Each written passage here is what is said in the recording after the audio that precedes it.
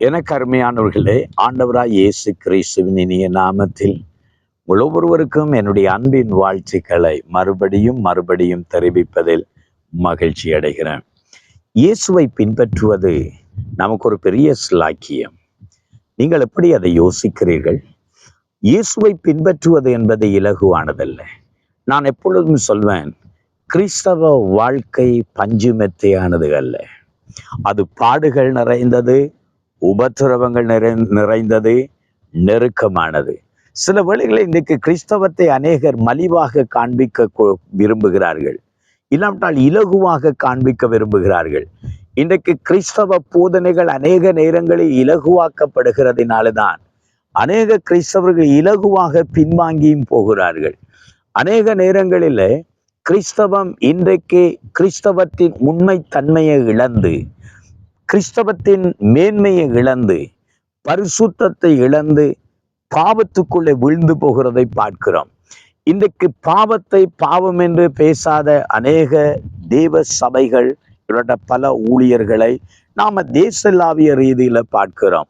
இன்றைக்கு ஐரோப்பிய நாடுகளில பாவத்தை வலியுறுத்த முடியாது என்பதை நான் அறிகிறேன். பாவத்தை பாவமாக பேசினால் சட்டத்துக்கு முன்னாக தண்டிக்கப்பட வேண்டியதாக இருந்தது. ஆனால் ஆரம்ப திருச்சபையில், இல்லாமற்ற ஆதி திருச்சபை மக்களில் அரசர்களை பார்த்தும் அவர்கள் கண்டித்தார்கள். அந்த நாட்களில் இருந்ததான ரோம திருச்சபையில போப் செய்ததான அநீதிகளை, இல்லாட்டால் அராஜகரியங்களை, அவர்கள் செய்த தவறுகளை பல சுட்டி காட்டப்பட்டதினால்தான் அநேக குருவானவர்கள் கொலை செய்யப்பட்டார்கள்.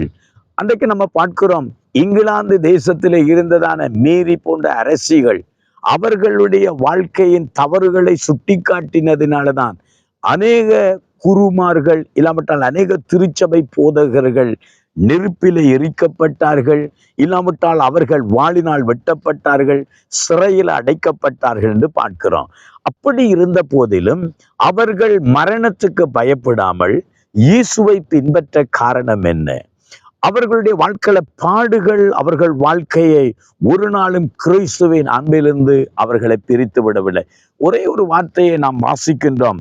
எபிரேயரின் புஸ்தகம் 12வது அதிகாரம் 2வது வசனம் சொல்லுகிறது, அவர்களுக்கு முன் வைத்திருந்த சந்தோஷத்தின் பொருட்டு, இயேசுவாய் இருக்கலாம், அதை பின்தொடர்ந்த பரிசுத்தவான்களாய் இருக்கலாம், அவர்களுக்கு முன் வைக்கப்பட்ட சந்தோஷத்தின் பொருட்டு அவர்கள் பாடுகளை, இல்லாட்டால் அவமானத்தை எண்ணாமல், அவர்கள் உபத்திரவங்களின் வருகிறதான அந்த நிந்தைகள், நெருக்கங்கள், மரணத்தை எண்ணாமல், மரணத்துக்கு பின்னாக, நிந்தைகளுக்கு பின்னால, உபத்திரவங்களுக்கு பின்னால அவர்களுக்கு வைக்கப்பட்ட மகிமையை பார்த்தார்கள், மகிமையின் பரலோகத்தை பார்த்தார்கள், மகிமையான இயேசுவை பார்த்தார்கள். அதனாலே பாடுகளை அவர்களுக்கு பெரிதாக தெரியவில்லை, உபத்திரவம் பெரிதாய் தெரியவில்லை. இயேசு பெரியவராக, இயேசு வைத்திருக்கிற மகிமைகள் அவர்களுக்கு பெரிதாக, பரலோகம் பெரிதாய் இருந்ததினால் சத்தியத்துக்கு தூணாக நின்றதை நாம் பார்க்கிறோம். கடந்த நாட்களில் வண்ணமான ஒரு சம்பவத்தை நான் தியானித்தேன். மரியாள் ஆண்டவருடைய பாதத்திலிருந்து பரிமள தைலத்தை ஊற்றி முத்தம் செய்தது, அதை பார்த்திருந்த யூதாசுக்கு அது ஒரு வேளையிலே அற்பமாய் இருந்தது. ஏனென்றால் அவன் யோசித்தான், இதை விற்று தரித்திரருக்கு கொடுக்கலாமே. அவன் பண ஆசை உள்ளவனாய் இருந்தான், அவன் திருடனாய் இருந்ததினால அந்த நறுமள தைலத்தை விட அங்கு இயேசுவுக்கு பாதத்திலே அவள் ஊற்றி விடுகிறதை விட அவனுக்கு பணம் பெரிதாக இருந்தது. ஆனால் மரியாளுக்கோ இயேசு பெரிதாக இருந்தது.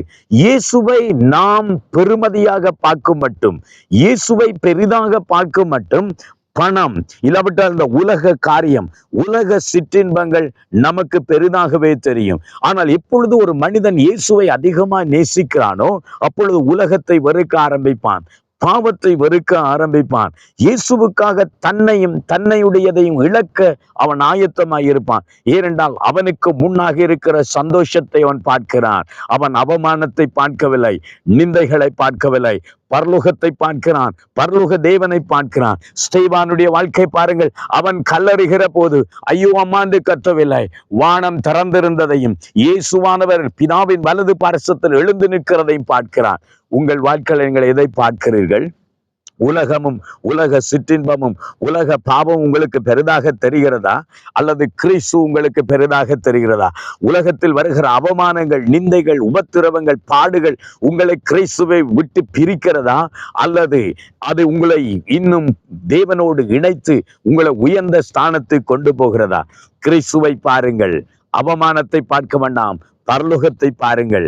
அந்த சந்தோஷம் இந்த உலகத்தில் இருக்கிற எல்லா பாடுகளையும் மறந்துவிடும். ஜெபம் பண்ணுவோமா?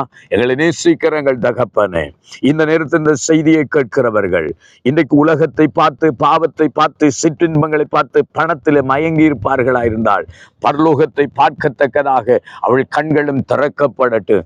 இயேசுவே, நீர் அன்றைக்கு அவமானத்தை பார்க்கவில்லை, அன்றைக்கு பரிசுத்தவான்கள் அவமானத்தை பார்க்கவில்லை, அவர்களுக்கு முன் வைத்திருந்த சந்தோஷத்தின் பரலோகத்தை பார்த்தார்கள். நாங்கள் அப்படி பார்க்க தேவன் எங்களுக்கு உதவி செய்வீரார். இந்த செய்தியை கேட்கிற ஒவ்வொருடைய கண்களும் திறக்கப்படட்டும்.